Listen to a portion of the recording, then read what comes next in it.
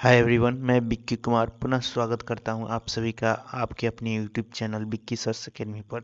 जैसा कि हम ज्यामिति का सीरीज चला रहे हैं और क्लास 9th के geometry chapters lines and angle की शुरुआत किए हुए हैं।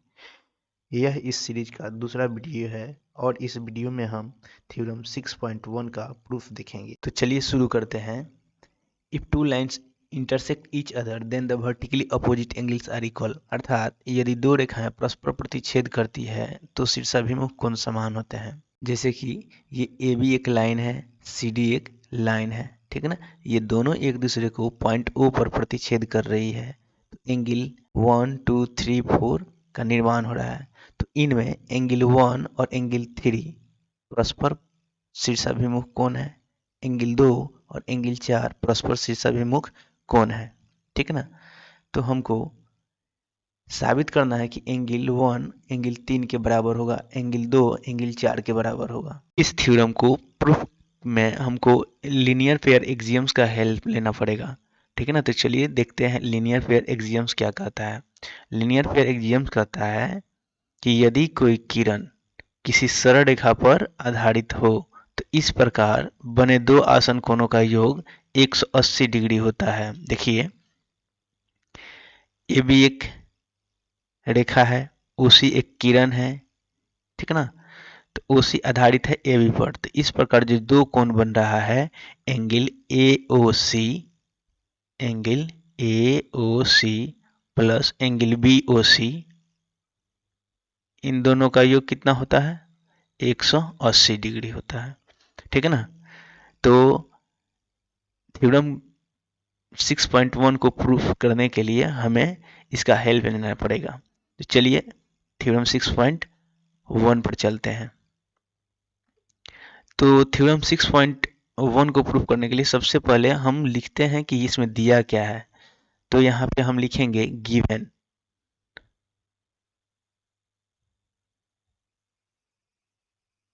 तो गिवन में हम लिखेंगे कि AB and CD two lines intersect at point O। AB and CD two lines intersect at point O।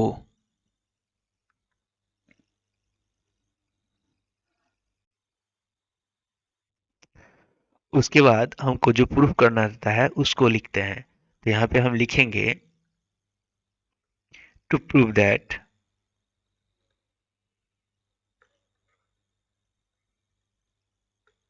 First में हमको क्या साबित करना है जी, एंगल 1 एंगल 3 के बराबर है, और दूसरे में हमको साबित करना है एंगल 2 एंगल 4 के बराबर है, ठीक है। उसके बाद अगर हमें कंस्ट्रक्शन की जरूरत पड़ती है तो कंस्ट्रक्शन में लिखते हैं, ठीक है ना। परंतु हमको यहाँ पर किसी कंस्ट्रक्शन की जरूरत नहीं पड़ेगी, तो हम कंस्ट्रक्शन नहीं लिखेंगे। हम चलते हैं अब प्रूफ पर। तो हम इसका प्रूफ देंगे। प्रूफ में लिखेंगे, अब देखिए यहाँ पे फिगर को ध्यान से देखिए। AO जो रे है वह CD लाइन पर आधारित है। तो यहाँ पे हम लिखेंगे since AO rays stand on line CD, therefore ये जो एंगल 1 और 2 होगा, इन दोनों का योग कितना होगा? 180 डिग्री होगा। तो यहाँ पे हम लिख देते हैं एंगल 1 प्लस एंगल 2, है ना, ये दोनों 180 डिग्री के बराबर होगा। ये क्यों होगा? तो लीनियर पेयर एक्जियम से, ठीक है ना। तो हम इसको इक्वेशन 1 ले लेते हैं। अब देखिए, OC जो रे है वह AB पर आधारित है, ठीक है ना। तो हम फिर से लिखेंगे नाउ OC रे stands on line AB तो यहाँ जो एंगल फॉर्म होगा 2 और 3 है ना, इन दोनों का योग कितना होगा 180 डिग्री। तो हम यहाँ पे लिख देते हैं एंगल 2 प्लस एंगल 3, इन दोनों का योग कितना होगा 180 डिग्री होगा। ये भी लीनियर पेयर एक्सियम से। तो इसको हम इक्वेशन 2 ले लेते हैं। अब देखिए ध्यान से कि ओबी रे जो है वह किस पे आधारित है, सीडी लाइन पे। तो यहाँ पे हम लिख देंगे angle 3 plus angle 4 is equals to 180 degree. तो चलिए लिखते हैं OB stand on line CD. इसलिए यहाँ ओबी स्टैंड करता है किस पे, सीडी पे। तो यहाँ जो एंगल 3 और यहाँ एंगल 4 बन रहा है, इन दोनों का योग 180 डिग्री होगा। इसलिए एंगल 3 प्लस एंगल 4 ये कितने के बराबर होगा 180 डिग्री। ये भी लीनियर पेयर से। तो इसको ले लेते हैं हम इक्वेशन 3।